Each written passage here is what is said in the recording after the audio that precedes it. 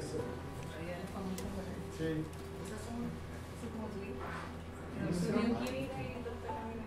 Sí, puede ser.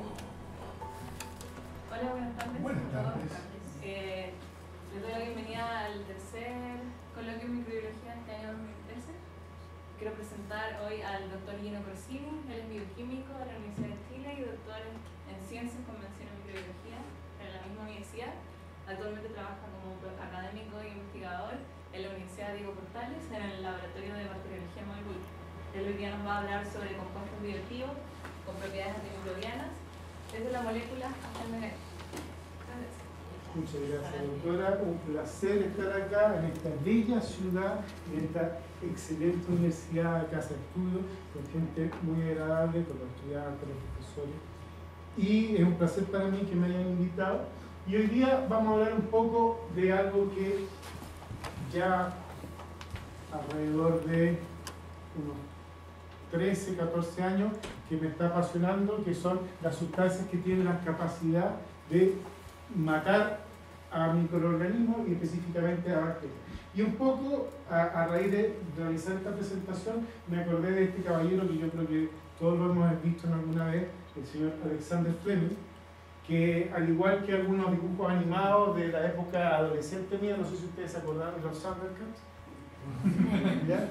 Bueno, el señor Fleming tuvo la capacidad, igual que Leono, que era el cabecilla de los Thundercats, de ver más allá de lo evidente y no botar los cúmulos de placas, porque según cuentan las anécdotas de la vida de Fleming, Fleming era bastante desordenadito.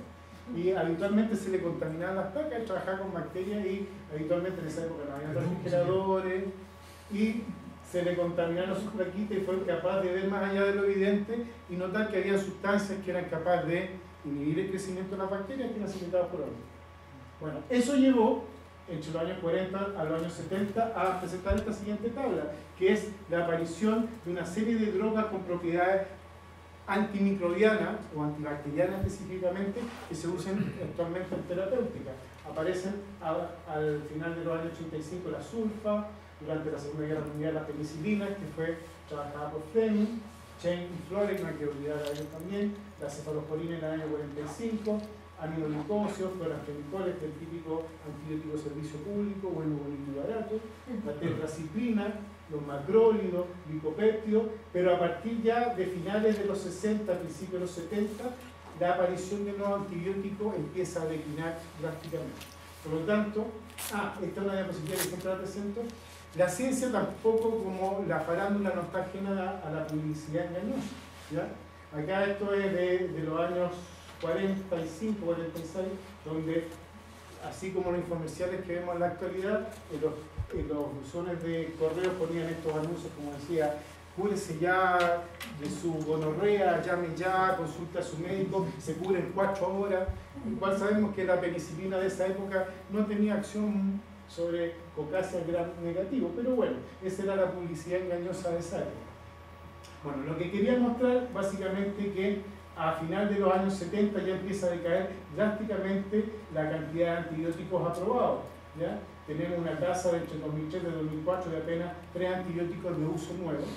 Y por otro lado, las bacterias contrarrestan y vemos que rápidamente entre el 80 y el 2004 ha aumentado desde un 2% a prácticamente un 58% la resistencia a estafilococos meticilina resistentes. Lo mismo pasa con los enterococos resistentes a vancomicina, que son los cuadrados grises, o la pseudomonas resistente a quinolona, que son las líneas negras. Por lo tanto, vemos que hay una baja en la aparición de nuevas herramientas para contrarrestar la enfermedad infecciosa y por otro lado, las bacterias aparecen desarrollando sus mecanismos y potenciando sus mecanismos de resistencia. Lo cual no es raro, porque cuando Fleming se metió en esto de los antibióticos, mucha gente dijeron: bueno, acá tenemos solucionado nuestro problema, tenemos las balas mágicas, se van a acabar la enfermedad infecciosa, y lo único que hicimos fue meternos en una guerra que lleva millones de años entre distintos microorganismos por el control del nicho ecológico. Y obviamente fuimos por el año y salimos trasquilados, y eso es lo que en la actualidad han aparecido gran cantidad de bacterias seleccionadas que son resistentes a los antibióticos, y eso ha hecho aumentar el costo de la salud humana. Asociado a una serie de otros factores también de la medicina veterinaria que no vamos a entrar a detallar en este momento. Por lo tanto, si yo hago una clase o recurro a un libro de texto, acá están los mecanismos para reducir la resistencia a los antibióticos. Controlar, reducir o alterar los antibióticos usados, eso funcionó bastante bien con la sulfa un tiempo. Mantener higiene en los hospitales y del personal, reducir el movimiento paciente, eliminar la diseminación de bacterias resistentes en los hospitales, lo cual es muy difícil. Descubrir o desarrollar nuevos antibióticos, modificar químicamente los existentes o desarrollar inhibidores que modifiquen las enzimas que modifican a los antibióticos. De todas esas, cuando yo terminé mi doctorado, dije, bueno, de todas estas opciones, lo más posible que yo puedo participar para reducir los mecanismos de resistencia es descubrir o desarrollar nuevas sustancias que tengan propiedades antibióticas. No pensando, aunque hay una historia que podría ser en hacerme millonario, sino básicamente en contribuir a un reemplazo, porque en la actualidad se ha visto que sobre todo el área de producción animal está utilizando muchos antibióticos. Entonces la idea es tener alternativas que puedan ser ocupados como sanitizantes o que puedan ser utilizados como antibióticos alternativos o tratamientos alternativos para animales y no utilizar de esa manera los antibióticos que son de consumo humano. La quinolona en la industria de los salmones se ocupan a pasto y en la industria de los pollos también. Por lo tanto, el laboratorio en el cual trabajo ha dedicado su vida de estos 8 años que tiene a estudiar dos cosas. Una asociada a mecanismos de resistencia, que está un poco asociado a los campos clínicos que tenemos en la facultad, y el otro, que es mi pasión, la sustancia antimicrobiana. Y ahí hemos estudiado dos enfoques, un enfoque natural y un enfoque sintético. Y con este último es el que voy a partir mi charla de resultados de esta tarde. Entonces vamos a hablar de propiedades antibacteriales de nuevos compuestos y específicamente de una línea que hemos desarrollado con gente de química inorgánica en la Universidad de Chile, que es la de compuestos de coordinación. El grupo en que trabajamos parte de la parte sintética, o se comienza con la parte sintética, con la doctora Ana María H., que es de la Facultad de Ciencias Químicas y Farmacéuticas de la Universidad de Chile, donde ella, junto a sus tesistas o tesistas compartidos, es la que nos provee de los compuestos, y acá tenemos un equipo liderado por la doctora María Teresa Garland, que es el laboratorio de cristalografía de la Facultad de Física de la Universidad de Chile, donde ellos nos resuelven las estructuras tridimensionales de estos compuestos. Y yo, que estaría como por acá abajo, que sería la parte biológica para enfocar la parte química con la parte física. Entonces, los compuestos de coordinación son normalmente átomos metálicos de bivalentes, trivalentes, tetravalentes, que tienen coordinaciones con ligantes que pueden ser de características orgánicas o no orgánicas. Nosotros nos hemos centrado en características orgánicas y, si ustedes se recuerdan de sus elementos de química iniciales de sus respectivas carreras, pueden tener distintas distribuciones de geometría espacial. Y nosotros nos hemos concentrado en desarrollar distintos sistemas de compuestos. Estos que se llaman monómeros, donde hay un centro metálico con una serie de ligantes orgánicos, o estos sistemas diméricos, que tienen dos metales puenteados por un ligante, o estos sistemas triméricos, tetraméricos, multiméricos, en el cual hay más de un centro metálico. Un poco para que estos metales puedan, o estos compuestos puedan tener una función dual, que puedan servir como materiales, pero que además tuvieran propiedades antibacterianas. Y nos hemos centrado en estudiar metales como el hierro, el cobalto y el níquel. Y también nos hemos concentrado en el último tiempo en un fondo que tenemos con la doctora Atria, en sistemas de alta dimensionalidad. ¿Por qué? Porque básicamente ustedes habrán visto en los anuncios de televisión que está muy de moda lo que son los nanosilver. ¿Y qué son los nanosilver? Básicamente polímeros de plata de vibración extensa en el tiempo, que se han utilizado para revestimientos de pintura en lavadoras, refrigeradores. También se han utilizado para realizar algunas prendas como poleras o calcetines para evitar la proliferación de microorganismos. Entonces, sentados con la doctora Atria, pensamos, bueno, ¿por qué un nanosilver y no un nano copper, un nano níquel? Y como nosotros somos país productor de cobre, estamos centrados también en eso. Entonces, uno de nuestros primeros compuestos que trabajamos ya en el año 2006 era este compuesto que tenía un centro metálico, dos centros metálicos de cobalto, que era bastante estable y era de difícil, de una solubilidad media, lo cual lo hacía bien interesante para poder utilizarlo como un aditivo, a lo mejor en alguna pintura.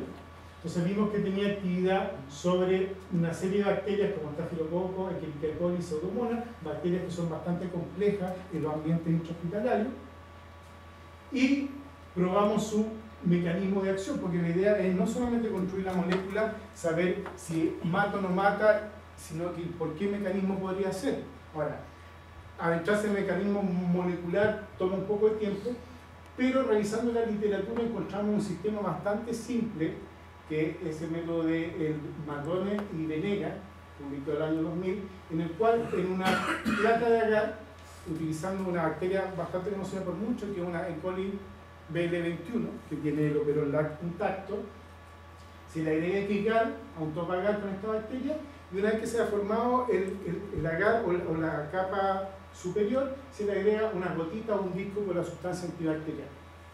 Aquellos agentes que son capaces de romper la membrana de la bacteria, posibilitando que el colorante que se adhiere, que es equigal, penetre al interior de la bacteria, va a ser degradado y por lo tanto la zona de límite de inhibición de crecimiento va a generar una aureola o un halo de color azul.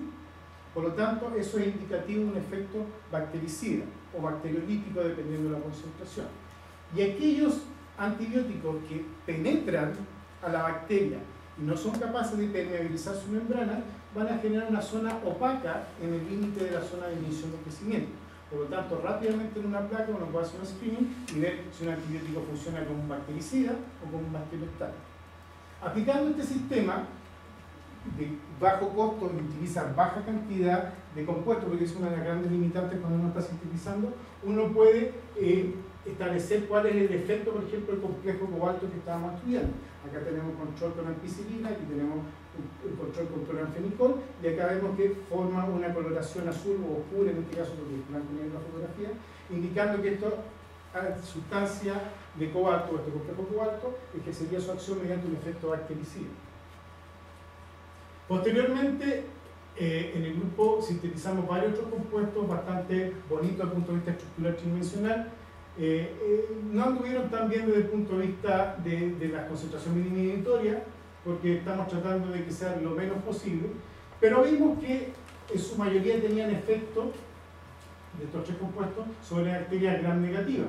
Por lo tanto, también establecimos cuál era el mecanismo de acción y encontramos que eran un efecto bacteriostático en lugar de bactericida como el compuesto de cobalto.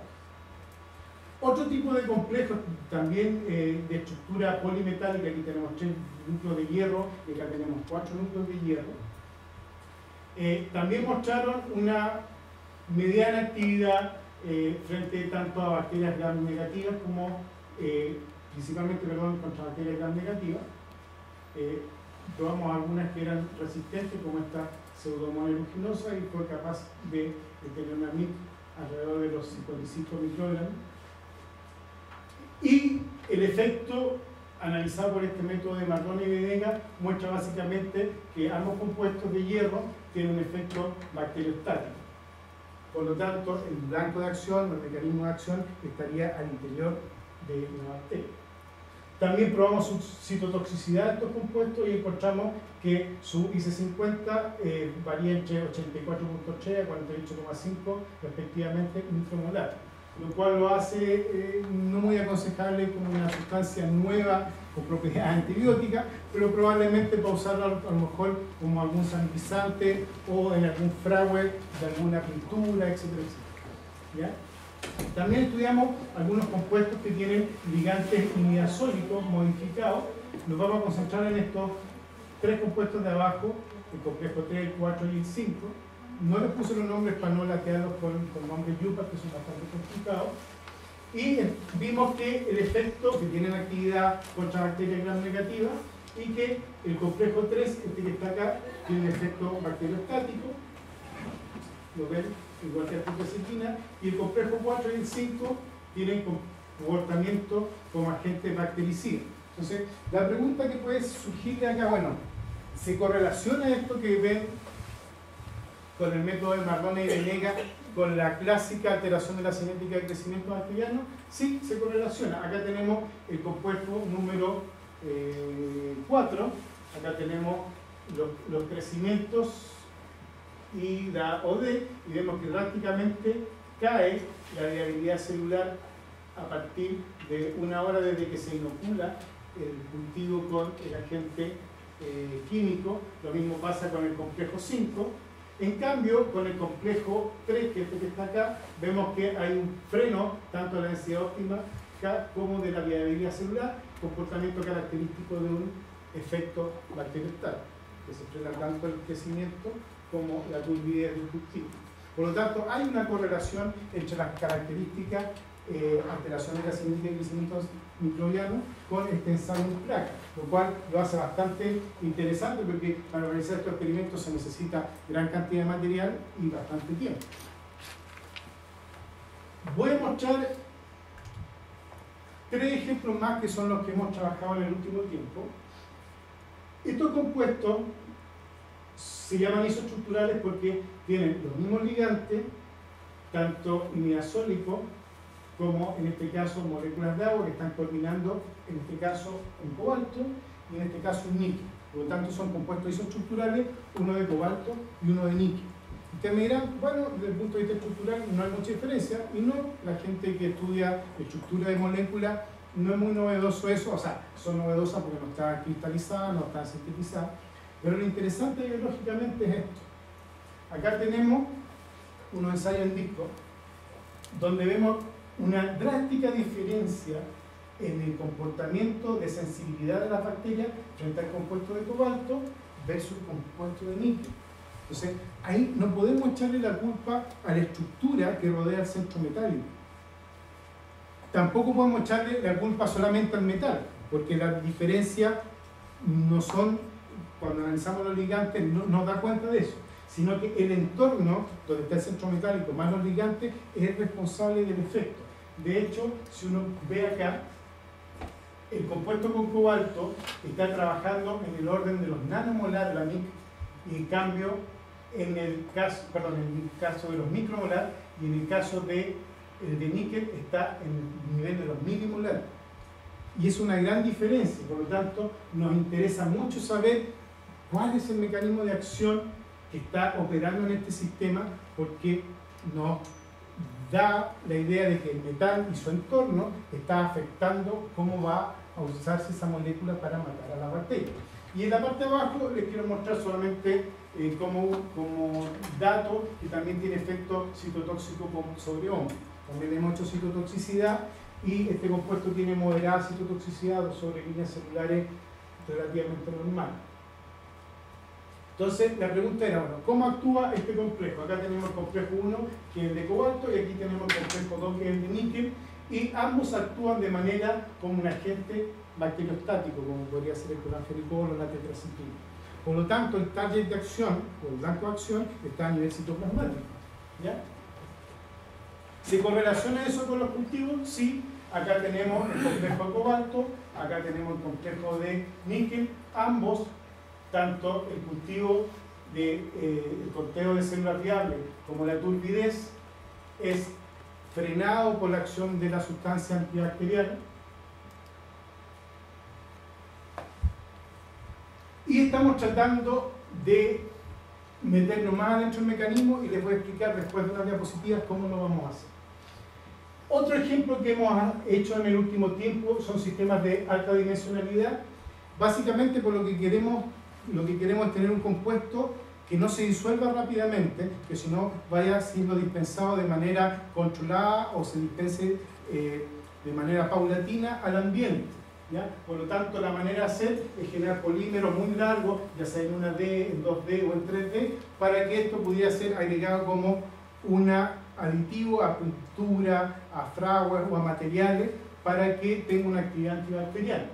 Y uno de los compuestos que hemos trabajado es un compuesto de cobalto que está generando unos polímeros que se conocen como en 1D, que a su vez se puede asociar en 2D y formar esta serie de redes. ¿Ya? Este polímero, que es bastante poco soluble, tiene la particularidad, y la foto lamentablemente no me acompaña mucho, de tener actividad sobre bacterias patógenas como una O157H7. Y no así sobre bacterias gram positivas. Por lo tanto, el KPS de esto es bastante bajo, entonces esto ayuda a que el compuesto se vaya liberando y vaya eliminando las bacterias que están alrededor del compuesto que está colocado sobre la capa. Hemos trabajado también con otros polímeros, en este caso de cobalto, con esta molécula que se llama BTEC, que es este brillante, ¿ya? Que tiene un BTEC acá, y hemos visto, nos vamos a centrar en el compuesto que es el 3, este que está acá, que tiene actividad sobre algunas bacterias gram negativas y sobre algunas bacterias gram positivas, ¿ya? Y el mecanismo por el cual actúa, que es el complejo 3, también es del tipo bacteriostático por los dos medios que hemos estudiado. Y aquí hemos avanzado un poquito más. Entonces, la pregunta es si esta molécula es bacteriostática. ¿Por dónde podría entrar a la bacteria? Entonces, revisando un poco la literatura y un poco por la línea que les voy a mostrar un rato más, existe una serie de sistemas capturadores de hierro en las bacterias que se llaman sistemas de sideróforo, que utilizan receptores por los cuales los compuestos pueden entrar al espacio periplásmico en el caso de las bacterias gram negativas y posteriormente ser translocados para que se inserten en la membrana si tiene un efecto bactericida o que pase al citoplasma si tiene un efecto bacteriostático. Por lo tanto, si yo aplico un enfoque genético utilizando mutantes en cada uno de estos puntos críticos del proceso de internalización del compuesto, yo podría deducir de alguna manera cuál podría ser el mecanismo de acción. Entonces, probamos y nos vamos a concentrar en el complejo número 3. ¿Ya?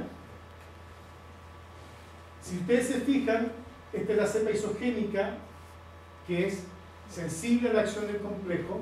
Acá tenemos una mutante en una proteína que es FEPA, que es un sideróforo que está en membrana externa, un receptor de sideróforo, y la bacteria sigue siendo sensible. Si tenemos un mutante en FEW, también la bacteria es sensible. Si tenemos un mutante en SIC, otro capturador o receptor de sideróforo, también es sensible. Si tenemos FUA, también es sensible, y se nos acabaron los que disponíamos en el laboratorio. Pero dijimos, bueno, el segundo paso es ver el sistema translocador. Si no podemos detectar el receptor, a lo mejor uso un receptor que no tenemos caracterizado, pero podríamos determinar si usa TOM-B como sistema translocador para que pasara al citoplasma. Y cuando analizamos el compuesto 3, vemos que una mutante en TOM-B- es resistente a la acción del compuesto. Por lo tanto, el mecanismo de internalización va por ahí. Y se comprueba al usar una mutante en el sistema de ayuda a TOM-B, que es la proteína XBD, que también se hace resistente al tener una mutante. Por lo tanto, tenemos que el complejo 3, que les mostré acá, que está acá, de cobalto, no sabemos por dónde entra, pero sí sabemos que TOM-B sería el mecanismo para internalizarse, y lo que tendríamos que hacer ahora, y el paso que estamos trabajando, es encontrar el blanco de acción. De algunos de ustedes puede salir la pregunta, bueno, ¿y por qué el complejo isoestructural de níquel y de cobalto no se probó de esta manera? Bueno, sí se probó de esta manera, y estos son los resultados. No va por ahí, ¿ya? No usa ninguno de los receptores que tenemos y tampoco usa el sistema de internalización dependiente de TOM-B, XBB, ¿ya? Por lo tanto, no sabemos cómo entra. Hay una serie de mutantes que hacer. Por lo tanto, para el compuesto que ya tenemos, no conocemos el receptor, pero sí sabemos que va a utilizar TOM-B y XBD para poder internalizarse hacia el citoplasma. ¿Cómo podemos conocer cómo estos compuestos actúan, cuáles son sus blancos, o poder seguir un poco la ruta para actuar? La alternativa que hemos cogido en nuestro laboratorio es generar lo que se conoce como una genoteca de tramposón, lo cual nosotros hemos bautizado como una trampoteca. Es decir, vamos a tramponer todo el genoma de una coli, que ya lo hemos hecho, y de un Staphylococcus aureus, una bacteria modelo para gram negativo y una bacteria modelo para gram positivo. Para eso escogimos el sistema comercial que se llama ENSTN5 de Epicentre, que es un sistema comercial que viene de la tramposasa unida al tramposón TN5, y hay varias opciones. Nosotros escogimos el que consideramos era el más adecuado, y ya les voy a explicar por qué. Por lo tanto, esto se compra y viene en un tubito, 10 microlitros, y lo que uno hace es tomar 1 microlitro, toma las células competentes, electrocompetentes, lo coloca en la cubeta, le aplica, dependiendo del tipo de cubeta, entre 1800 y 2500 volts, y lo que se hace posteriormente se plaquea con una resistencia al tramposón que uno compró. El caso que usamos nosotros tiene resistencia a caramicina.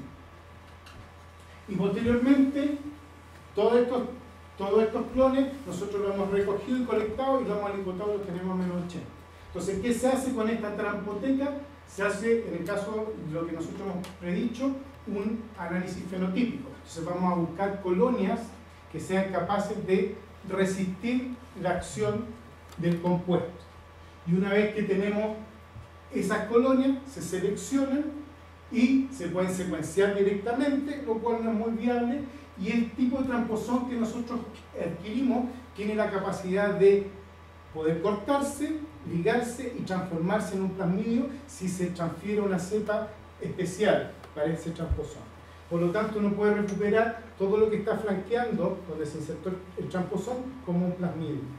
Y se puede secuenciar hacia adentro y tener el lugar o saber el gen, con un enfoque genético, que está alterándose en el proceso, el cual le confirió resistencia a la bacteria, en este caso al metal. Esto es extrapolable a muchas cosas, a compuestos, a proteínas, a antibióticos, etcétera, etcétera. ¿Ya? Por lo tanto, un enfoque bastante interesante, no es tan caro, es un poco trabajoso, se necesita un tesista bien dedicado a picar a estas colonias, ¿ya? Pero hay sistemas de plates automatizados, etcétera, etcétera. Se puede hacer de varias maneras. Yo tengo un par de enanos que han picado estas colonias.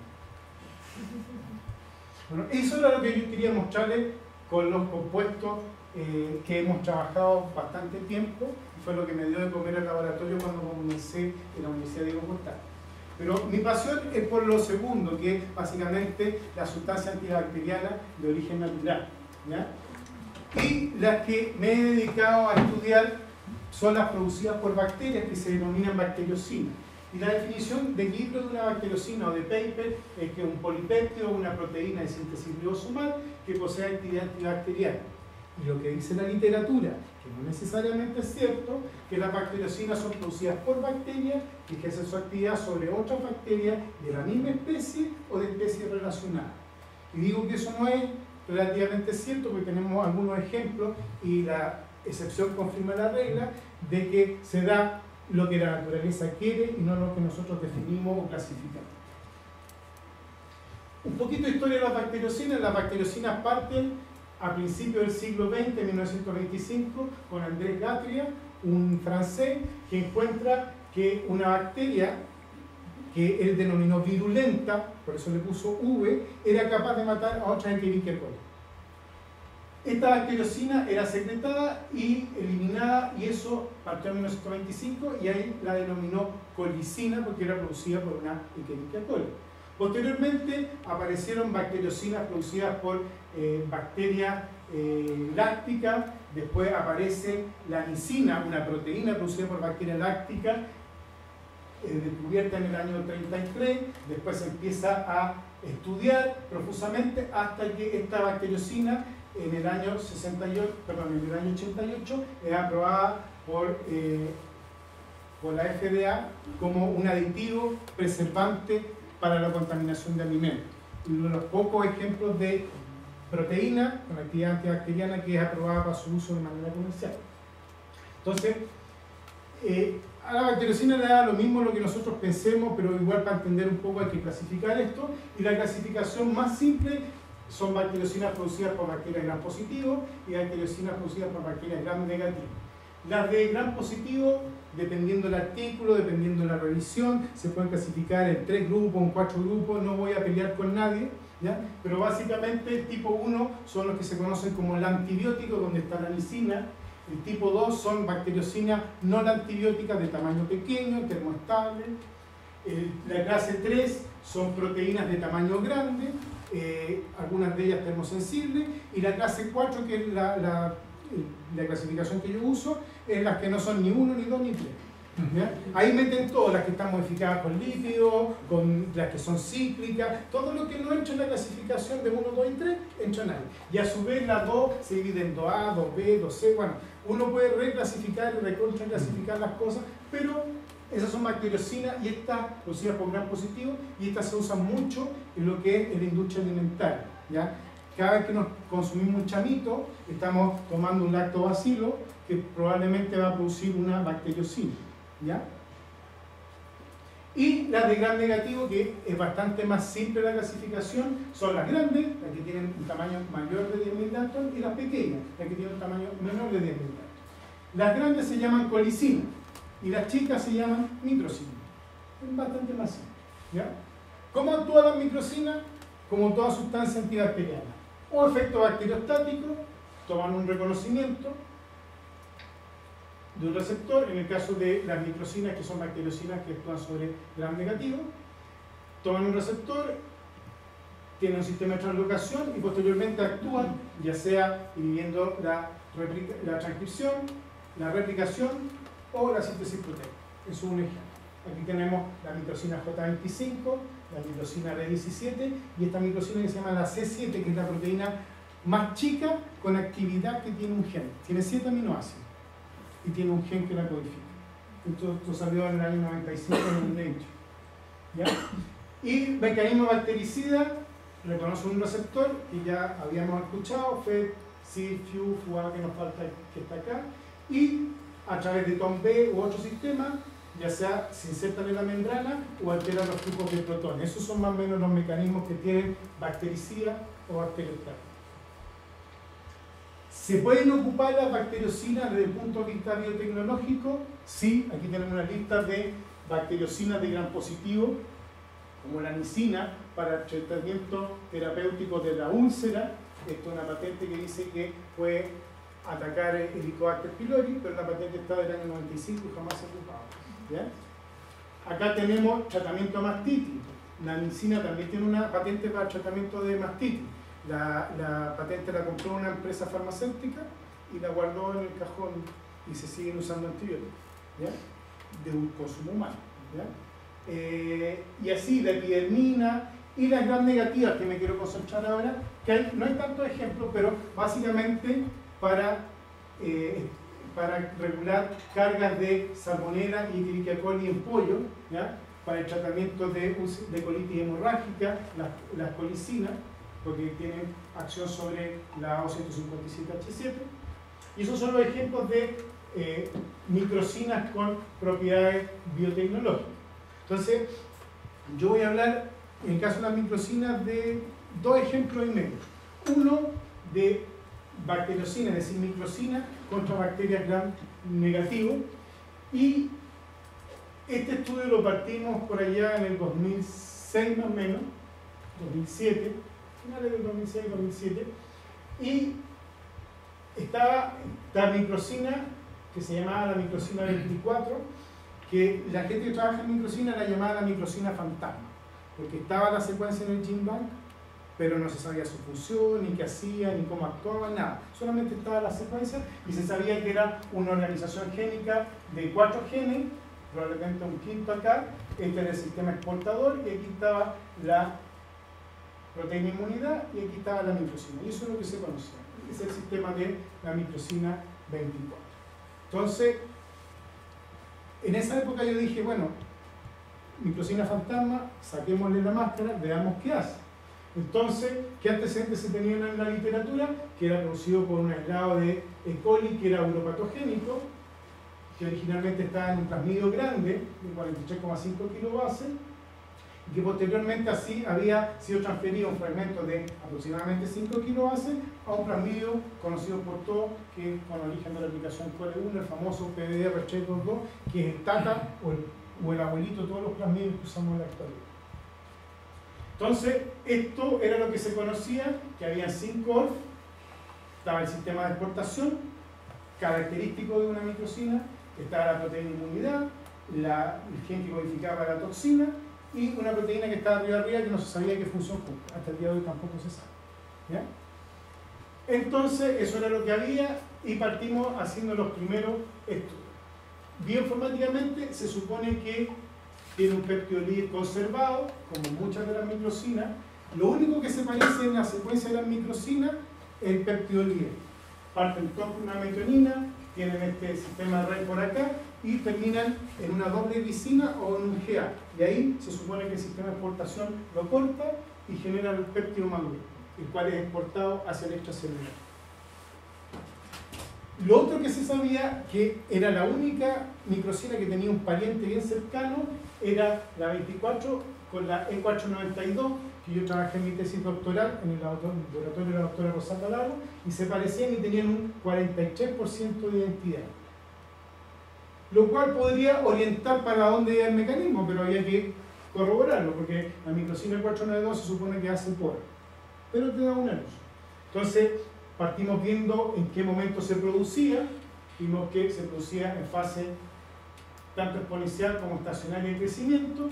Eso lo corroboramos con curvas un poco más complejas, con distintos medios de cultivo, encontramos el pic máximo para poder colectar la microcina, para poder purificarla. Hicimos RT-PCR convencionales para ver si los genes se transcribían por separado o si se transcribían juntos, y llegamos a la deducción que esto se transcribe con una sola unidad bisintrónica, con un promotor que está arriba, y se transcribe tanto en fase exponencial como estacionaria de crecimiento. Se comporta igual que una microcina 492 y distinta a las otras microcinas descritas que se transcriben solamente en fase estacionaria. Entonces decidimos purificarla, usamos un método clásico, un cultivo en fase exponencial, que era el pique ese que mostré acá, en fase exponencial tardía, se centrifuga, se decantan las bacterias, se toma el sobrenadante, se pasa por una resina, que es una resina hidrofóbica C18, y posteriormente se va diluyendo con una gradiente escalonada de metanol, y cada una de las fracciones se somete a un ensayo de actividad. Una vez que se tienen las distintas fracciones, se hace una electroforesis. Esto es una electroforesis de poliacrilamida SDS. Usted dirá, ¿por qué se ve negro? Básicamente, estas proteínas, como son hidrofóbicas, tienden a ser solubles en solventes orgánicos. ¿Y qué usamos para desteñir un azul de Cumací? Metanol, ¿no es cierto? Bueno, lamentablemente, muchas de estas proteínas, cuando uno las lava con metanol para desteñir el azul de Cumací, se va con el metanol. Por lo tanto, lo que se hace es, se agrega un fluoróforo, que es fluorescamina, que se une a los aminos libres, y el gen, después que se corre, se coloca en el transiluminador igual que un gel de DNA, nada más que de poliacrilamida, y se le toma una foto. Y se ve que esta proteína tenía alrededor de unos 7 kilodalton de tamaño, lo cual es característico con todas las microcinas de su tipo, y encontramos que en la fracción de 95% metanol es donde mayormente se acumulaba. Después recromatografiamos esa muestra en una HPLC en fase reversa, con una matriz también C18, una gradiente de acetonitrilo, y obtuvimos que tiene un pic máximo con un tiempo de retención de 16 minutos. ¿Ya? Entonces aquí están las distintas fracciones que se les hizo un ensayo de actividad, y aquí tenemos la electroforesis cada una de las fracciones, y vemos que a los 16 minutos recuperamos la mayor cantidad, lo cual coincide con el pico. Y el paso siguiente obviamente era hacer la característica bioquímica, que es hacer el ensayo de espectrometría de masa. Esto es lo que está publicado en el GenBank, 7527,36 kilodaltones en teoría. ¿Cómo nos fue? ¿Cómo creen ustedes que nos fue? 7274. ¿Qué pasa, doctor González, cuando le llega un tesista con ese dato? Uno cuestiona. Y aquí vamos a ver un ejemplo en el cual el alumno no tiene la culpa. Afortunadamente, este análisis lo hicimos en triplicado y lo hicimos con 3 purificaciones distintas y nos dio un corrimiento de 2 Dalton, 3 Dalton. Por lo tanto, este número estaba bien. Por lo tanto, después de ver el dato y ponerle cara al tesista, dije, tráeme las otras copias, y daba lo mismo. Entonces, ¿qué pasa? ¿Se quedó el tesista? No, afortunadamente. Entonces, ¿qué hay que hacer? tenemos 253 Dalton de diferencia. Un metal, uno empieza a echarle la culpa a un metal, a un grupo ligante, etcétera, etcétera. Pero si uno analiza el sistema no tiene por dónde. La microcina 492 puede tener una modificación contraccional, esto no. Entonces, nos complicaba. Como estamos en la era de la genómica y la secuenciación ahora es barata, no como cuando yo hice mi tesis de pregrado, decidimos secuenciar los 5 kilobases. ¿Ya? Perdón, los 5 kilobases del sistema. Y, para hacer el cuento corto, encontramos que en el sistema de la microcina había 1, 2, 3 errores. Esto se secuenció en el año 95 más o menos, por lo tanto se hizo sistema manual. Y si se fijan, esta zona es una zona rica en guanina y citosina, lo que se conoce para los que hacían lectura de genes como una compresión GC. Por lo tanto es muy difícil resolver y uno siempre la resolvía tratando de sacar el translate o la traducción. Y para ello le dio la traducción bien. Pero estas 3 pequeñas G que se comieron los neozelandeses, el doctor O'Reilly, cambia drásticamente la parte central de la proteína y de hecho le da una glicina más, cambiando la parte central y haciéndola más parecida todavía a la microcina 492, aumentando la identidad de un 40 y tantos % a un 59%, lo cual hace más sentido. Y hemos hecho algunos estudios que se ve que tienen alguna precedencia. ¿Ya? Por lo tanto, aquí la culpa no la tenía el alumno, y otra moraleja, no todo lo que está en el GenBank está bien. ¿Ya? Cada vez que vamos depurando las técnicas, vamos encontrando nuevas cosas. De hecho, yo leyendo un paper hace unos meses atrás, los mismos autores decían, esta es una microcina nueva, el genoma estaba en el GenBank, pero hasta que nos secuenciamos todo bien y empezamos a hacer ensayos fenotípicos, no habíamos encontrado el ORF, etcétera, etcétera. Por lo tanto, como nosotros no escribimos la anotación en el GenBank, no pudimos modificarla. Por lo tanto, la tuvimos que enviar de nuevo. Y por lo tanto, la microcina 24 sigue siendo una microcina fantasma. Y la tuvimos que renombrar y siguiendo la nomenclatura la bautizamos como la microcina N. Entonces, el sistema de inmunidad quedó igual.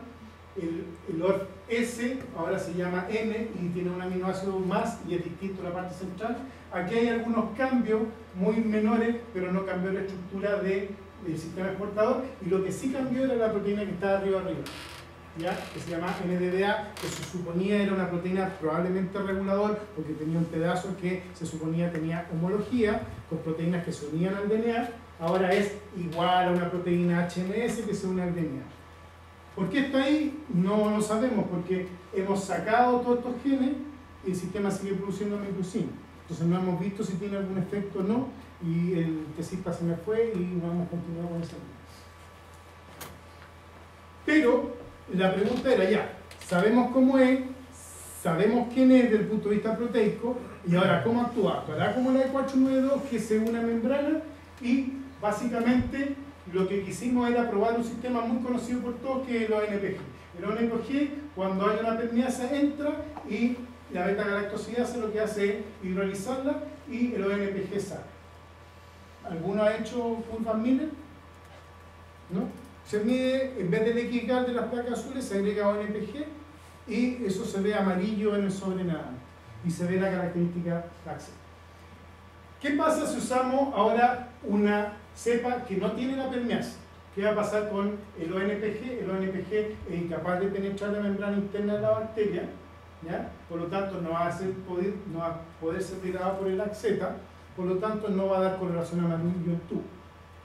Pero si coincubamos el sustrato de la enzima con una microcina, en este caso una microcina N o X24, y esta es capaz de hacer un poro, el sustrato va a poder entrar y va a poder ser degradado por la enzima y va a poder salir hacia afuera, y mientras mayor actividad haya, más amarillo va a estar el sobrenadante, ¿ya? Por lo tanto, lo que hicimos fue efectivamente eso, coincubar ONPG con microcina, que es esto que está acá, y vemos que a medida que pasa el tiempo, mayor cantidad de color amarillo medimos en el sobrenadante. Todo tratado, obviamente, se centrifuga la muestra, etcétera, etcétera. Y aquí vemos el control de hidrólisis espontánea del ONPG y vemos que hay una actividad.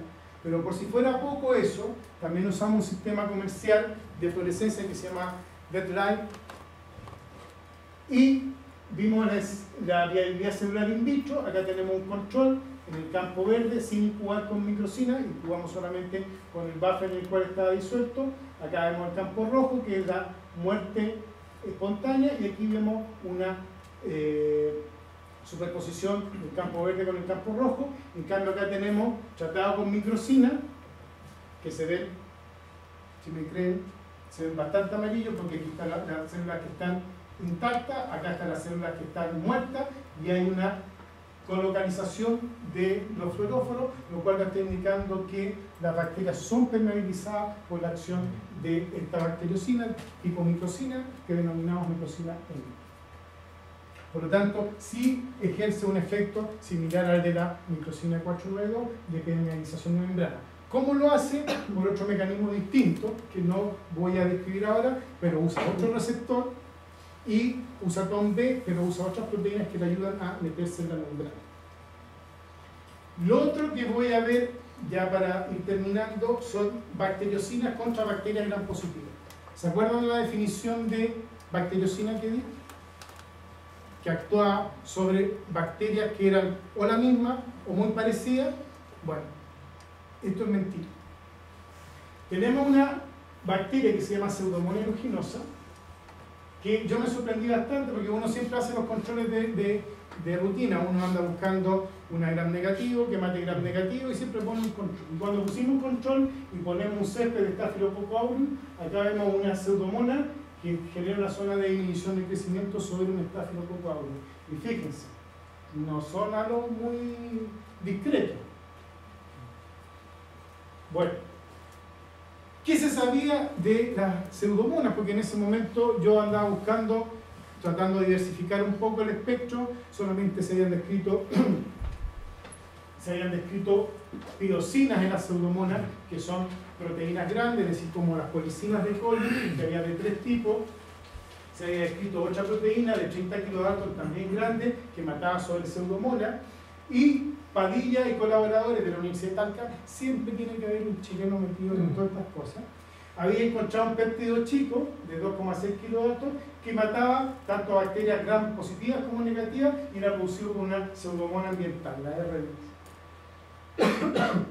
Por lo tanto, no estaba descrito el fenómeno que estábamos viendo, que era que un montón de pseudomonas eran capaces de matar Staphylococcus aureus. Y solo hasta el Staphylococcus aureus, porque no le hace ni cosquilla o ni Escherichia coli. Entonces, acá escogimos una de ellas que bautizamos, o sea, que bautizaron de donde escogimos la cepa como O400, que era capaz de matar solamente gram positiva. Aquí vemos que hay una sola inhibición sobre la bacteria gram positiva, Staphylococcus aureus, Streptococcus pyogenes, Bacillus cereus, Listeria, y contra Escherichia coli, Salmonella, Shigella y otras pseudomonas, ni cosquilla. Ahora, si yo tomaba un sobrenadante de esos cultivos, de esa bacteria, y lo concentraba 10 veces y lo calentaba, es decir, a 80 grados, ese sobrenadante tenía actividad antibacteriana, lo cual nos está diciendo que es una sustancia secretada termostable. Está la posibilidad de que fuera un compuesto químico, ¿ya? Entonces quisimos determinar si era grande, chica, mediana, de qué tamaño era, y usamos la clásica, antiguamente era clásico, porque no sé si se acuerdan el papel celofán. El papel celofán es una membrana semipermeable de un cutoff de 10 kilodalton, y por eso las microcinas se diferencian de las colicinas, porque cuando partían con estos experimentos se hacía con papel celofán. Ahora uno no encuentra papel celofán en ningún lado. Claro. Por lo tanto, tenemos que recorrer las famosas bolsas de diálisis que quedan de los laboratorios cuando uno hacía diálisis en esos chorizos grandes, y colocamos una bolsa de diálisis, colocamos una colonia sobre una bolsa de diálisis humedecida en agua destilada estéril, y colocamos además microcina concentrada por evaporación, y aquí el control que se nos despegó, que era la bolsa de diálisis sin nada, ¿ya? Y vimos que la microcina producida por la pseudomona, la sustancia antibacteriana termostable producida por la pseudomona, y el concentrado era capaz de difundir a través de la bolsa de diálisis. y la bolsa de diálisis tiene un cutoff de 12 kilodalton, que era la que teníamos en el laboratorio. Por lo tanto, es una sustancia inferior a 12 kilodalton, termoestable, y necesitábamos demostrar si eso era o no era una proteína. Entonces, tuvimos que purificar. Entonces, partimos con nuestras gradientes escalonadas de solventes polares, en este caso, apolares, perdón, metanol, y vemos que la fracción, tiempo de retención de 40, está la mayor cantidad. Vimos la relación de actividad específica, el 80% metanol, que esta que está acá, de hecho se correlaciona con la zona de inhibición más grande, y realizamos un gel de electroforesis en SDS característico, y vemos una banda que migra inferior a los 7 kilodalton. Y lo más interesante es que si yo corro una banda gemela al lado, que la corto, no la tiño, la lavo, ¿ya? La lavo ese carril y lo coloco sobre un césped de bacterias, en este caso Staphylococcus aureus, es capaz de difundir de la matriz de la poliacrilamida y inhibir el crecimiento bacteriano. Por lo tanto, una sustancia difusible, termoestable, resistente a SDS. Y además que aparece en un gel. Eso tiene cara de proteína, tiene cara de microcina. Pero la única manera que pudimos determinar para que los referees nos creyeran era recurrir al antiguo método de Buret, ¿ya? Porque el método de Buret es el único que une enlace peptídico, y cuando tuvimos una coloración azul pudimos demostrar al referee que lo que teníamos ahí era una proteína, ¿ya? Si no hubiera hecho ayudantías de bioquímica no hubiera podido ayudar, ¿ya? La purificamos, ¿ya? Mediante una cromatografía en fase reversa con una columna C18 y una gradiente 40% de acetonitrilo, y vemos que eluye a un tiempo de rotación de 4,5 minutos, y ahí está el SS Page convencional. Y le realizamos la masa, y tiene una masa de aproximadamente 7,9 kilodalton. ¿Ya? ¿Todo bien hasta ahí? La pregunta era, bueno, esto es una bacteriocina producida por gram negativo que mata a un gram positivo. ¿Cómo sería la organización o la estructura química? Y básicamente propusimos al comienzo del proyecto que realizamos esta estructura. Proponemos un gen de más o menos 90 aminoácidos por la masa deducida y un sistema de exportación. No asumimos que este sistema, esto era lo mínimo, tuviera una proteína de inmunidad como otro sistema, porque está matando bacterias gram positivo y no actúa sobre pseudomonas o otras gram negativos. Entonces fue este el esquema, y con ese norte propusimos dos enfoques. Un enfoque de mutagénesis por transposición. Como verán, a mí los transposones me encantan harto, y tuve una alumna 1 año y medio haciendo mutagénesis, mutagenizó todo, menos el gen de microcina. ¿Ya? El momento, y fue bastante entretenido, porque para mi cumpleaños me manda una foto y me dice, profe, lo logramos. La traspasó 3 veces y el transposón se fue a por allá, por el cerro que está ahí. Por lo tanto, como uno también es previsible y tiene que hacer que las tesis tengan un término, paralelamente usamos un enfoque más convencional de hacer una genoteca. Como ya había hecho un intento sobre Escherichia coli y había andado mal, cambiamos un poco el enfoque de la cepa que iba a ser la receptora del material genético. Entonces, la típica genoteca se va a digerir con enzimas de restricción, el DNA en este caso es la pseudomonas 400, se va a usar un vector de clonamiento, y cogimos un vector que pudiera ser empleado en distintos hospederos. Y este es el vector que se llama el PDR1MSS2, que tiene resistencia a canamicina, tiene el polilinker del típico BlueScript, pero tiene un origen de replicación que permite tener este plasmidio en bacterias tanto gram positivas como gram negativas. Entonces, se ligaron, se electroporaron y se obtuvieron células que se analizaron bajo un fondo genético no de Pseudomonas aeruginosa, ¿ya? Pero lamentablemente los ceparios de Pseudomonas aeruginosa que tenemos son todas resistentes a canamicina, que era el vector que teníamos para hacer esta genoteca. Por lo tanto, decimos, en vez de usar pan, usamos torta. Usamos una pseudomona que se llama Putia KT2440, que está secuenciada, y eso lo usamos por background genético. ¿Por qué? Porque no era capaz de producir una sustancia que matara la bacteria gram positiva, y por otro lado porque era sensible a la acción de kanamicina. Por lo tanto, iba a ser un fondo genético adecuado para recibir nuestra colección o nuestra genoteca. Entonces, lo que hicimos fue transformar la Pseudomonas pútida y obviamente ahí la tesista picó un montón de clones y encontró 3. De los 2000 y tantos encontró 3, ¿ya?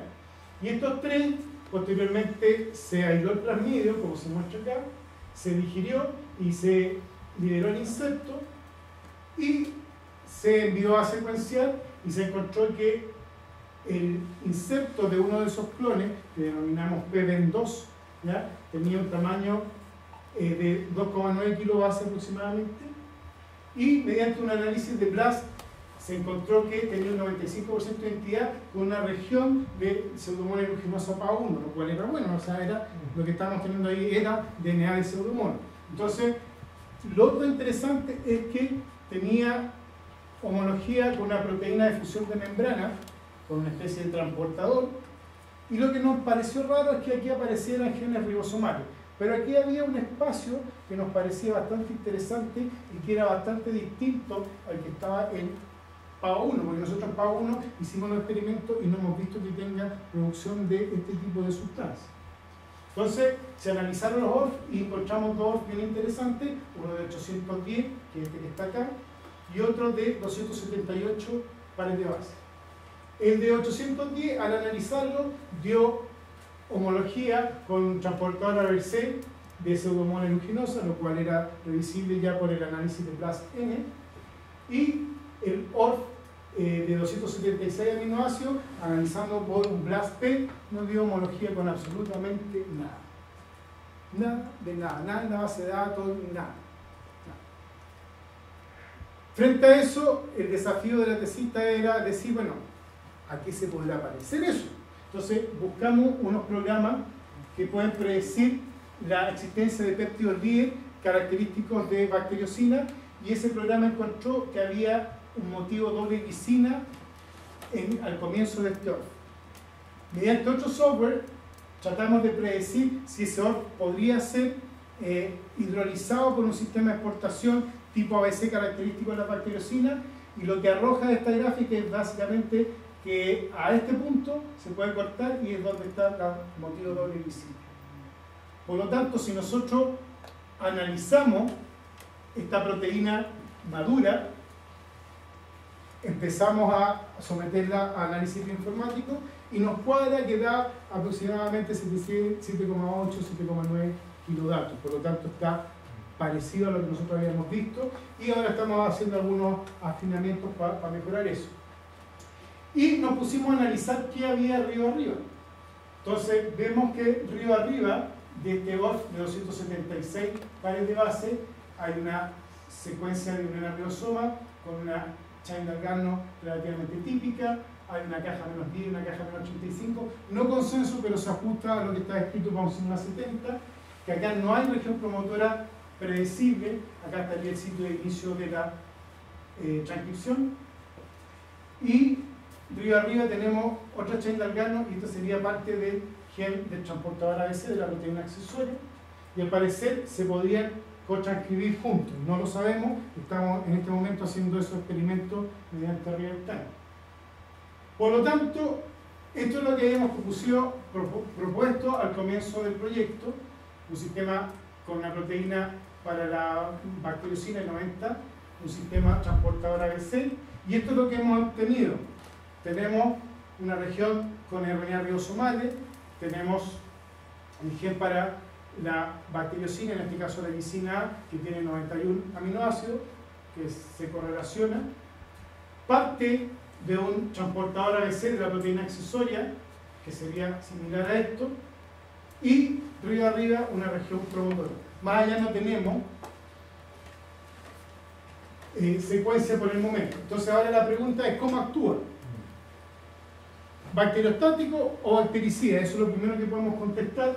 Como no actúa sobre coli, no podemos hacer mardones Venegas modificados, así que tuvimos que purificar harta glicina y poder hacer los exámenes de alteración de cinética y crecimiento, y vemos que cuando se agrega hay un freno en la turbidez y hay un decaimiento de la torpedo de viable, por lo tanto es un efecto bactericida.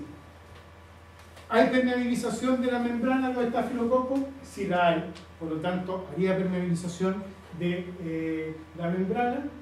Y la pregunta es, ¿dónde? ¿Qué es lo que tiene mucho la bacteria gram positivo? Peptidoglicano, ¿no es cierto? Y existe una estructura que se llama lipid 2, donde está el transportador con el disacárido unido con el pentapéptido en el caso del gram positivo, más una cadena de 5-glicina. Y eso es lo que se transloca y se entrecruza para sintetizar las capas de peptidoglicano. Se ha descrito que para otra bacteriocina de gram positivo, el lipid 2 es un sistema de recepción para que se ancle en la membrana y se inserte y forme el polvo. Entonces la pregunta era, bueno, ¿podemos de alguna manera dejar gran cantidad de lipid 2 expuesto para que ver la unión o no de aumentar la sensibilidad a la gisina, que fue el nombre que le pusimos a esta bacteriocina? La respuesta es sí, básicamente con una mutante en estos dos genes que lo que hacen es unir el puente de 5-glicina, ¿ya? Por lo tanto, lo que se congela es esta estructura lipid 2 en el extracelular. Entonces nos conseguimos la mutante y hicimos el ensayo de sensibilidad. La bacteriocina gisina A es muy sensible, o sea, la cepa, esta cepa TCC es muy sensible a la gisina, la cepa isogénica de la mutante también es muy sensible, pero cuando usamos la mutante nos encontramos que se hacía resistente. Entonces dijimos, ¿la cosa va por ahí o no va por ahí? ¿Va por una interacción con lipid 2? La respuesta la podemos encontrar usando otro sistema con enfoque genético, y es una mutante en Bacillus subtilis que tiene a nivel del genoma una construcción dependiente de la Z que sensa cualquier perturbación o unión con un lipid 2. Entonces, cuando un antibiótico, cuando una molécula se une al lipid 2, esto activa un sistema guía S que se une a guía R, que se une al promotor y se activa la actividad beta-galactosidasa, que no tiene Bacillus subtilis. Por lo tanto, las bacterias se ponen azules en contacto con XGAR. Entonces hicimos un simple ensayo en placa. Esta es la cepa isogénica y esta es la cepa mutante, la BFS 2470. Entonces, cuando tratamos con kanamicina, que es un bacteriostático, básicamente no hay perturbación con el lipid 2. Cuando probamos vancomicina sabemos que actúa con lipid 2 porque actúa a nivel de las dobles glicinas que está en la cadena lateral. Por lo tanto, se pone la zona del límite de la zona de emisión de crecimiento azul. Cuando agregamos bacitracina, la bacitracina también perturba, pero perturba en un paso después, una vez que se ha liberado el disacárido. Y nicina está descrito que actúa uniéndose al lipid 2 y se produce la zona azul. De hecho, esta mutante fue descrita para el mecanismo de nicina. Pero cuando probamos con gisina, no nos dio azul. Entonces la pregunta, ¿hace poro o no hace poro? Ya sabemos que hace poro. ¿Se necesita lipid 2? Sí se necesita lipid 2 porque lo hemos visto. Hemos hecho ensayos en bacterias que carecen de peptidoglicano y son resistentes. Por lo tanto, se necesita de peptidoglicano. Por lo tanto, si este es el ciclo de lipid 1, lipid 2, y cuando estabilizamos esta molécula no se une ahí para hacer poro, lo que nosotros pensamos y tenemos que terminar de probar es que probablemente la molécula receptora pudiera ser el mismo carrier, el undecanopreno, pero desfosforilado, en vez de pirofosforilado, monofosforilado, que es cuando se incorpora de vuelta hacia el interior de la membrana. Entonces estamos trabajando con unos compuestos que estabilizan esta forma para ver si tenemos mayor sensibilidad a la acción de esta bacteriocina. Por lo tanto, el mecanismo pasaría por insertarse en la membrana, probablemente, no demostrado todavía, por un intermediario que está en el proceso de síntesis de peptidoglicano. Dije que era raro el fenómeno de que un gram negativo matara a un gram positivo, pero también hemos encontrado en el laboratorio que hay bacterias como Streptococcus mutans, que es gram positivo, que también tiene capacidad de matar bacterias gram negativo. Aquí vemos una Klebsiella, aquí vemos una Shigella, que tienen zonas de inhibición de crecimiento con una sustancia de características de proteína que es producida por Streptococcus mutans, que es la tesis de uno de los tesistas del laboratorio. Entonces, ¿qué nos falta? Para completar algunas cosas, el abordaje que queremos hacer para aumentar lo del tamaño del operón donde está la lisina, vamos a secuenciar el genoma de Pseudomonas aeruginosa 400, estamos en camino de eso, y estamos trabajando con gente del Centro de Biotecnología de la Universidad Mayor, y también queremos encontrar qué pasa en este mutans que produce o que tiene actividad contra gram negativo, además de tener actividad contra gram positivo, porque produce una serie de mutacinas, como hemos visto. Bueno, gracias a los primeros que creyeron en mí al comienzo del laboratorio, son los primeros, los tesistas históricos, muchos de ellos ingenieros en alimentos, un bioquímico, la doctora Cortés, con la cual tengo un vínculo muy largo, es mi esposa. Que ella fue la que me difracta muchas de, ahora ya no, pero me difracta muchas de las moléculas que trabajamos con la doctora H. Gente del laboratorio haciendo trabajo ahí cuando yo tenía más pelo. En algunos menesteres hay hartas chicas también en el laboratorio, no solamente de ciencia se vive en algunos congresos. Y esta es la pandilla actual. Sebastián era la tesis de Sebastián.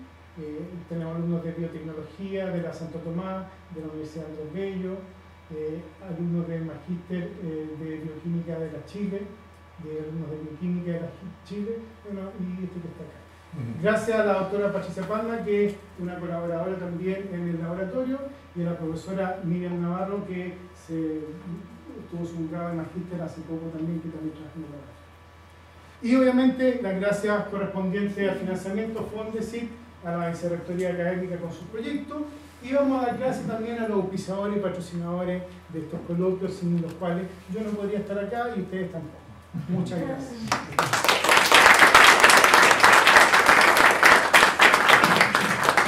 Muchas gracias, Gino. ¿Preguntas? Oye, yo, al final entonces la Gisina, la curiosidad nada más. ¿Por qué Gisina? ¿Será poquito por sí misma? Fue votada, yo le había puesto pseudocin y a mi alumno no le gustó. Entonces lo que hicimos básicamente un screening en internet y la palabra Gisin no existe. Entonces quedó como Gisin y en español Gisina.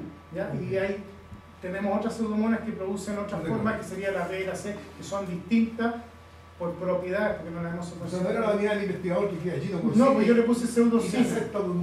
No, yo le puse pseudocina. No le puse porcinina porque los hongos producen unas cosas que se llaman triporcina, que sería muy cercano. Oye, finalmente entonces se inserta la membrana citoplasmática. Sí. ¿Y qué es lo que piensas tú que está haciendo con la membrana? ¿Desacopla? No sé si era un gran positivo desacople, porque hay bacterias que no tienen flujo de protones, que son solamente glicolíticos. Entonces, lo que yo creo que produce una desestabilización de la membrana y sale contenido extracelular, o eventualmente, como algunos antibióticos, puede estar liberando liberación de autolisina, alguna cosa así. ¿No has medido tú, porque están todos los electrones de potasio? No hemos medido, no hemos tirado una medida directa de si te está disrumpiendo la membrana, ¿no? Sería bien interesante. Sí. De hecho, hace poco se ve un trabajo en el que usan, ya se está usando como método, no sé cómo se llama, creo que usaban el que usan para permanecer membrana. Sí, se me bueno, son, tampoco se sorprende porque justamente estamos midiendo con el control de potasio la alteración sí, dos, si es gram negativo, que te altera la permeabilidad membrana externa, porque esta puede estar auto-induciendo su permeabilidad. Claro, lo que pasa es que los gram negativos en este caso son... Atraviesan. No, la gisina no hace nada contra un gram negativo. Lo que entonces. No. De hecho, hemos hecho experimentos sobre feroplastos y sobre feroplastos sí es capaz de matar a las coli de feroplastos. Entonces, es un componente peptidoglicano. La que decía yo era porque las moléculas que afectan a ese nivel permanecerlo en la externa y se miden por el potasio. Y los gram positivos es directo, sin necesidad de una externa y el peptidoglicano de afecta. y también puedes medir potasio con cualquier molécula para ver si te estás afectando el potasio. Sí, es algo que hemos pensado, de hecho queríamos hacer algo un poco más sofisticado, quería unos anestesistas, quería que lo mandara a Europa ahí a trabajar con Micela, está pendiente. ¿Más preguntas? ¿Yo? Sí, Ángela. No, ¿usted lo hizo? Ahora caigo porque en algo que yo a mí no me pareció curioso en su momento, pero lo que me está diciendo, en el sentido que nosotros, tiempo atrás, probamos una bacteriocina de pseudomonas y tenían acción sobre estáfilos o estafilococcus, y con algo de inhibición bastante potente. Y a su vez, claro, era negativo, con acción sobre la positiva. A mí me pareció curioso porque había leído eso, entonces yo pensé que eso era algo como frecuente. No hay mucha descripción en literatura, de hecho no hay ningún trabajo. Por eso este chico, ¿te acuerdas, Carlos, los chicos de Perú que vinieron con un montón de cepas aisladas de río, las probamos y tenían acción sobre bacterias gram positiva? Y lo otro que una cepa de lacto que nosotros hemos aislado en estómago humano, tienen acción también sobre el hipohidrosis. Entonces, también yo, por eso no se va a ir bastante en varias jornadas. Sí, claro, es notable, pequeña. Sí, ahora viendo el abordaje metodológico, me parece súper interesante que hay varias cosas que nosotros podíamos, que aparentemente, porque cuando uno cuenta las cosas se ve como más sencilla, pero yo creo que hay bastante tiempo, bastante costo, pero voy algunas ideas que después te voy a... Apunte nomás por No, lo que se puede colaborar. Bueno, sí, ojalá que podamos insistir en el proyecto, insisto, porque sería bueno poder llevar a cabo. Ahora, se ha estudiado bastante más las bacteriocinas de bacterias lácticas y originalmente la idea era que mantuviera el control sobre patógenos alimentarios, que básicamente son bacterias como Bacillus cereus, Staphylococcus aureus, Listeria, que son capaces de alterar las características de los alimentos y generar enfermedades de transmisión alimentaria. Pero también se ha visto, y no se sabe por qué, porque la nicina actúa sobre el gram positivo y sobre el gram negativo, pero se supone que en el caso del gram positivo tomaría lipid 2, eso lo usaría de receptor de anclaje y se metería en la membrana. La pregunta es cómo llega a la membrana interna, porque el lipid 2 está ahí. Entonces hay una serie de incógnitas todavía de cómo las bacteriocinas producidas por bacterias lácticas o de gram positivo actúan sobre el gram negativo. Se ha visto, se ha visto que probióticos pueden tener control sobre infecciones por bacterias gram negativas, pero no se sabe cómo, desde el punto de vista mecanístico. Y por eso un poco la presentación de hoy día, que era desde la molécula hasta el mecanismo. Ahora sí. Quiero darle primero la pasada a la profesora la pregunta es, ¿por qué esto de las bactericinas se lleva escribiendo por lo que usted mostraba hace unos 20 o 30 años por lo menos? ¿Por qué? ¿Qué es lo que ha impedido que su uso más amplio como bactericida? Los ejemplos que yo tengo son básicamente lo que ha impedido son las empresas farmacéuticas. Porque hay buenas patentes. Mira, si me dan un segundo, hacer una clase.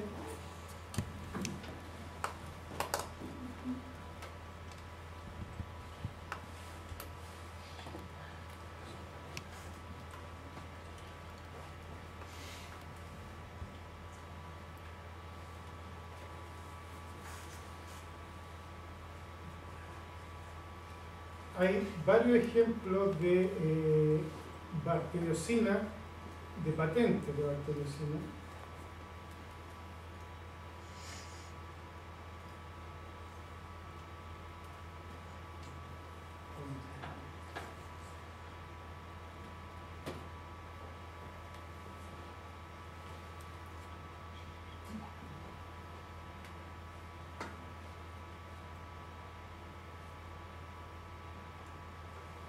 Mientras tú buscas, comentar que parece que esto de los laboratorios farmacéuticos es atrasar del avance de algunas cosas en bien de la humanidad ya no es primera vez, porque por lo que se sabe de Listeria igual se sabían las propiedades benéficas hace muchísimos años y lo tenían retenido hasta lograr patentes de ella porque ya los pueblos del Paraguay y otros ya sabían sus beneficios.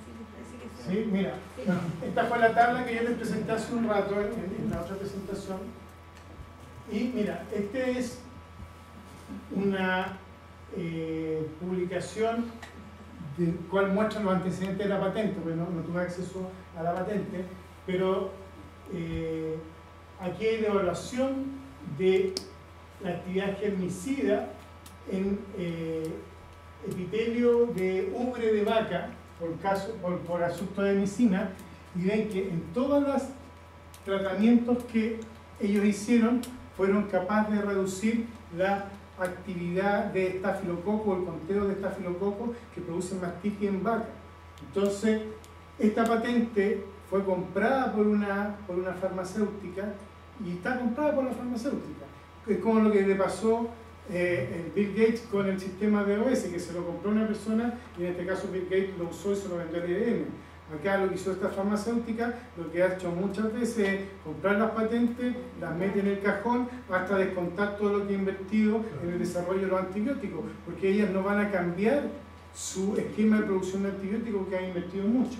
Acá hay otra patente, ¿ya? Método para combatir mastitis bovina, donde se utiliza básicamente otra bacteriocina, galidermina y epidermina, con un vehículo farmacéuticamente aceptable. Hay otra patente también para el tratamiento de mastitis, y en la actualidad no se utiliza eso para el tratamiento de mastitis. Se utiliza antibióticos, amoxicilina, se utilizan algunas quinolonas, dependiendo del caso, y se les mete a los cuartos, porque cada vez que la vaca tiene mastitis, son 4 cuartos, son 4 ubres, son 4 dosis, a 5.000 pesos cada jeringa, vamos multiplicando por 3 o 4 tratamientos, por 100 vacas o 200 vacas que va a tener la persona, etcétera, etcétera.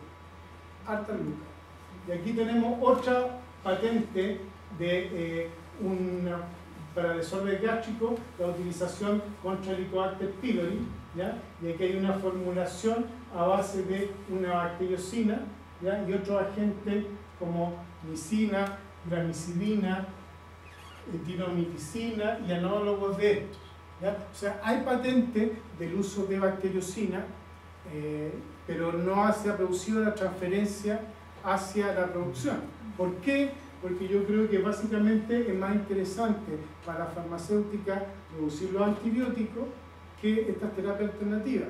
Ahora, esto es bastante interesante, porque uno puede ir a competir no en el ámbito de la farmacéutica, sino puede ir a competir en el ámbito de los nutracéuticos, o puede ir a competir en el área de los productos naturales o de los productos alimentarios, para poder controlar patologías como el caso del Helicobacter pylori. Disculpa, yo tengo una pregunta. ¿Sí? Mi nombre es Nelson y yo soy de un laboratorio farmacéutico. Yo no di nombres. De aquí de la región, Laboratorio Pasteur, y muchos ya que conocen acá. Bueno, en general yo comparto la visión que tienen ustedes, pero yo creo que se refieren a las grandes multinacionales, Sí, las que son capaces de invertir 400 millones de dólares en el desarrollo de los antibióticos. Mira, mi pregunta apunta a algo súper concreto y tiene mucha relación con lo último que dijiste. O sea, tú hoy día, dentro del grupo de investigación, están vinculados con alguna empresa, tienen alguna estrategia de desarrollo, nuevos negocios, sobre todo en esta línea de nutracéuticos, que es mucho más asequible que pensar en desarrollar estos productos como nuevos fármacos. Sí, tenemos algunos partners, pero estamos abiertos a cualquier tipo de Nelson, lo que pasa es que hay dos opciones. Nosotros somos investigadores, entonces básicamente el esquema con que podemos hacer nuevos negocios, hay dos opciones: o licenciamiento, ¿ya? O hacer spin-off. Esos son los esquemas básicamente porque yo no voy a maquilar, yo no voy a envasar, yo estoy para esto, para pensar, para desarrollar ideas, y hay que escalar. Entonces, cada uno en su rubro, y hemos tenido algunos acercamientos. Y los problemas es que a veces los acercamientos derrotan mucho a la parte baja. Es como cuando la gente produce lechuga. Entonces, tú ganas al final por el volumen de lechuga, no por la lechuga que te pusieron en el restaurante ABC1 elegante, que no te cuesta 10 pesos como te costó a ti, sino que te cuesta, no sé, 4.000 pesos la ensalada de lechuga con algo más sofisticado. Pero no, tenemos la intención. O sea, si tú te fijas, a mí me interesan los mecanismos, pero si tú lees un poco la presentación, nosotros partimos de las moléculas. porque las moléculas van a ser lo que va a solucionar los problemas y el mecanismo es para entender cómo van a actuar esas moléculas básicamente. Pero lo que nosotros necesitamos es tener nuevas opciones para tratar de limitar el uso de antibióticos en el consumo animal y poder producir cosas alimentarias que puedan proteger a los humanos, porque nunca vamos a poder, o sea, si tú te fijas, la micina partió en el año 80 y tanto y recién en el 88 tuvo aprobación de la FDA. O sea, la posibilidad de que alguno de mis productos vaya a ser utilizado como un fármaco, yo voy a estar en mi departamento de 3 dormitorios sin living y sin comedor que tengo en el Parque Sendero. Entonces ahí va a ser cuando eso se concrete, antes no. No, mira, o sea, en general, o sea, yo comparto completamente la visión que tú tienes y por nuestra parte, la verdad es que recién por parte de la empresa se viene como a consolidar cierta relación con algunos investigadores, como por ejemplo la doctora Culinaria o el profesor Carlos. Entonces, recién nosotros estamos tratando de armar una estrategia general y evidentemente apunta específicamente a lo que tú mencionas, que tiene que ver con que pasteles otros pasteles, y en este caso, evidentemente, nosotros no vamos a estar investigando, sino que favorecer obviamente la generación de nuevas empresas, nuevos negocios o líneas específicas que se puedan insertar dentro de esto. Y evidentemente aquí hay una relación que es súper inmadura y yo creo que pasa con todas las empresas y con todos los investigadores que tienen acceso a empresas donde se pelean, donde a la empresa le cuesta sacar la plata del bolsillo, ocupan más los beneficios que está entregando hoy día el gobierno, que son bastante buenos, y yo creo que es algo que hay que aprovechar hoy. Y yo creo que la verdad es eso, o sea, yo te lo comento hoy día porque lo más probable es que durante la semana o la próxima semana te llamemos por teléfono para ver específicamente si hay algunos puntos de interés en común en los cuales podamos trabajar. Los invito a seguir esta discusión en el café. Muchas gracias por venir.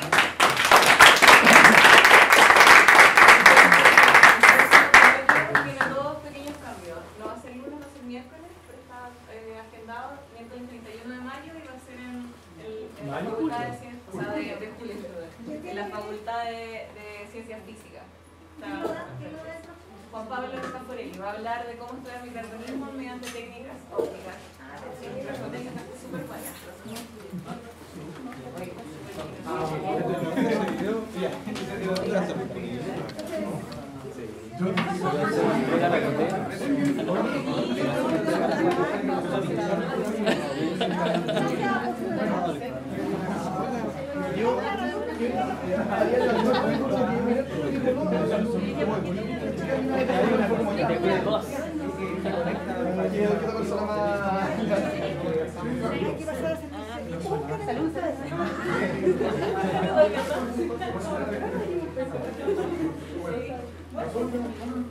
Yo sé que